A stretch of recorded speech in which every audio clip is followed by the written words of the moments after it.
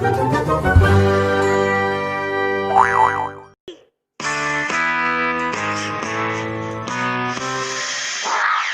नदी के किनारे उसी नदी से जुड़ा हुआ एक बड़ा तालाब था।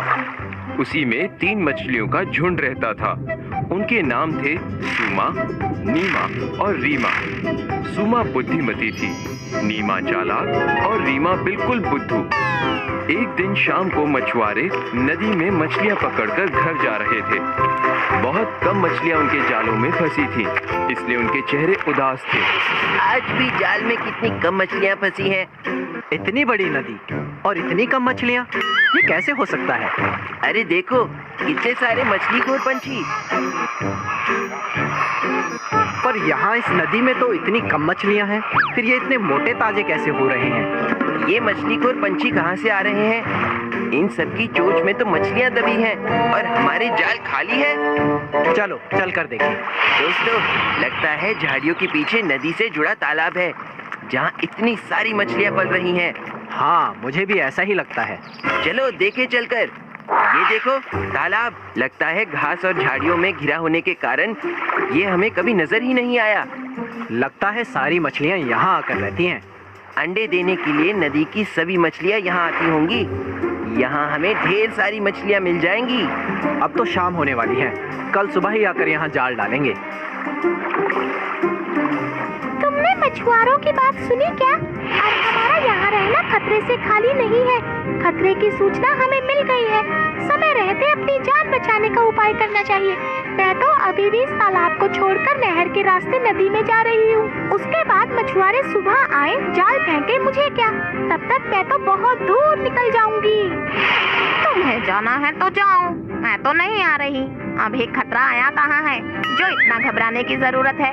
हो सकता है संकट आए ही ना। उन मछुआरों का यहाँ आने का कार्यक्रम रद्द हो सकता है। हो सकता है रात को उनके जाल चूहे कुतर जाए। हो सकता है उनकी बस्ती में आग लग जाए। भूचाल आकर उनके गांव को नष्ट कर सकता है। कुछ भी हो सकता है, इसलिए उनका आना निश्चित नहीं है। जब वो आएंगे तब की तब सोचेंगे। हो सकता है मैं उनके जाल में ही ना फंसूं। भागने से कुछ नहीं होने का। मछुआरों को आना है तो वो आएंगे, हमें जाल में फंसना है तो हम फंसेंगे। किस्मत में मरना ही लिखा है तो क्या किया जा सकता है। देखो, तुम दोनों मेरी सबसे अच्छी सहेलियां हो, इसलिए कह रही हूँ कि तुम मेरे साथ चलो। यहाँ रहना खतरे से खाली नहीं है। जब हम खुद अपनी जान बचा सकते हैं तो भगवान या किस्मत पे क्यों भरोसा करना। मुझे तो अपनी चालाकी पर पूरा भरोसा है। किसी न किसी तरह मैं बच ही जाऊंगी। और मुझे भगवान पर पूरा भरोसा है, वो मुझे किसी न किसी तरह बचा ही लेंगे। तुम आती तो अच्छा रहता। यहाँ रहना खतरे से खाली नहीं। अच्छा, चलती हूँ, अपना ख्याल रखना। अगले दिन सुबह होते ही मछुआरे तालाब के किनारे आ गए। लगता है आज पूरा जाल भर के मछलियाँ मिलने वाली हैं। आज तो इस तालाब की सारी मछलियाँ पकड़कर ले जाएंगे। हाँ, पर अब हमें देर नहीं करनी चाहिए। इससे पहले कि मछलियाँ हमारी बातें सुनकर यहाँ से भाग जाएं, हमें जाल बिछा देना चाहिए। ये क्या, मछुआरे तो आ गए, अब क्या करें? डरो मत, क्या पता हमारी किस्मत अच्छी हो और हम जाल में फंसे ही नहीं। बहन, किस्मत के भरोसे बैठे रहे तो जान से हाथ धोना पड़ेगा। जल्दी से छुपने की जगह देखते हैं। नहीं, अगर किस्मत में मरना लिखा है तो कहीं भी छुप जाऊं, जाल में फंस ही जाऊंगी। तुम्हारी जैसी मर्जी, मैं तो चली कहीं छुपने के लिए। कहाँ छुपूं, कहाँ छुपूं? आसपास छिपने के लिए कोई खोखली जगह भी नहीं है। याद आया, तालाब में काफी दिनों से नेवले की लाश तैर रही है। वो मेरे बचाव के काम आ सकती है। चलो रीमा, कम से कम मेरे साथ वहाँ छुपने चल दो।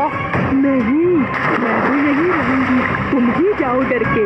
नीमा भाग के नेवले के पेट पे छुप जाती है। अच्छा होता अगर मैं सुमा के साथ ही चली जाती। यहाँ कितनी बदबू आ रही है। वाह, इतनी सारी मछलियाँ आ गई हैं जाल में। ये तो कई दिनों की मरी हुई नेवले की लाश है। सड़ चुकी है। इतनी बदबू आ रही है, मैं इसे वापस फेंक रहा हूँ। जान बची तो लाख उपाय, लौट के बुद्धू घर को आए। हमें भाग्य के भरोसे नहीं बैठना चाहिए और मुश्किल समय में सही निर्णय लेना बहुत जरूरी है।